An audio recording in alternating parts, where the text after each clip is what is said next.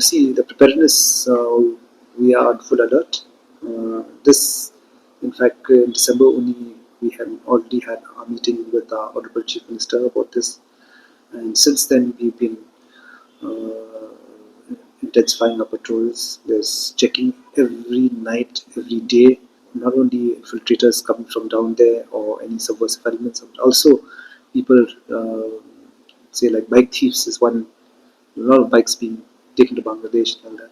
So we have checking for that. So that checking is a multi-purpose checkpoint in every thana. We are intensifying our patrols out there, and there's a lot of coordination with the BSF in terms of mobile checkposts and patrolling.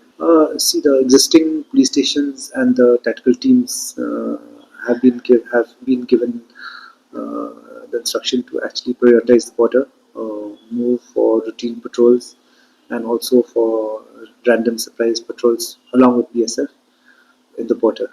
So those steps and measures have been taken. We have about three police stations which are actually in our border. One is Hausenram, the other is Shela, and the last one is Punusla. There's close coordination with the PSF to tackle infiltration, to tackle border crimes. There are MCPs set up in many places. The joint checking of BSF and state police has been done together. Time to time, also, the tactical teams move down there to ensure there's no infiltration of any subversive elements.